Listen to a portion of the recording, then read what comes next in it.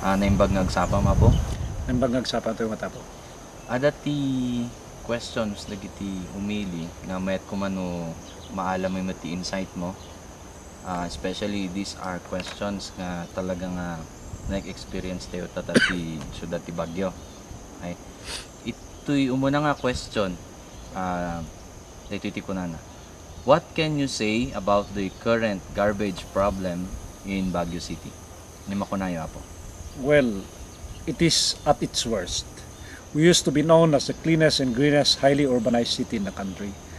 I can speak from experience because when I got into public service, when I got into City Hall, when I was elected as ABC President in 1994, Baguio City was known then as the cleanest and greenest, highly urbanized city in the country. Mm-hmm. Now, everybody is saying that Baguio City has become the garbage capital of the Philippines.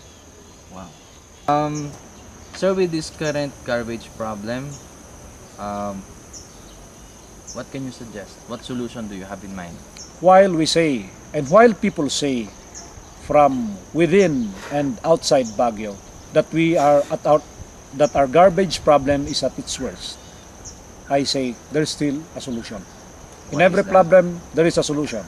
The best solution is for us to procure or purchase a land outside of Baguio where this land can be converted into an engineered sanitary landfill.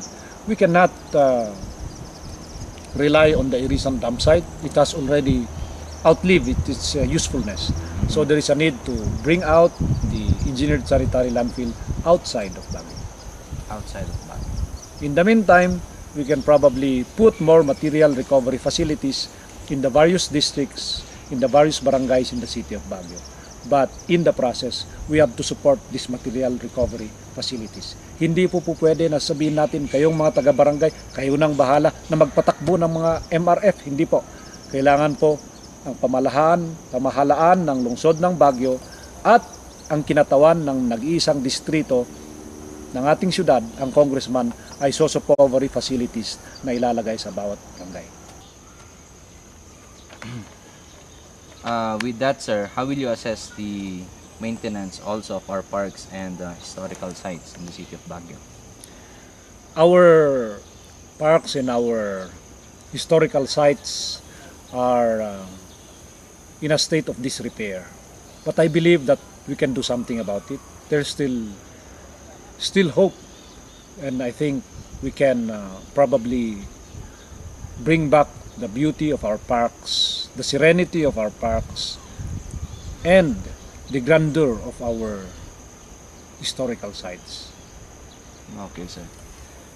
We also have another question here, and it states that how can you help control the fast population explosion in Baguio City? Simple. Let us spread out the development outside of Baguio City. And that is why we have continuously advocated the BLIST concept, the concept of spreading out the development to the suburbs of Baguio, La Trinidad, Itogon, Sablan, and Tuba. If you spread out the development from the metropolis, then you will be able to decongest the city of Baguio. On another hand, there is also a need to educate our people not to migrate to the city of Baguio, because in-migration is one of the basic problems that is making Baguio thickly and densely populated. Okay. And of course, what follows would be with too much population, pollution follows. So here comes a question. What is your program on the reduction of pollution in Baguio City? Let us plant more trees. Okay. As we have learned from our science professors before, that plants and trees absorb carbon dioxide. So to my mind, the best solution is to plant more trees. Let us regreen Baguio and bring back the old Baguio where there is greenery everywhere. There is also a need to reduce the number of vehicles plying our city streets every day.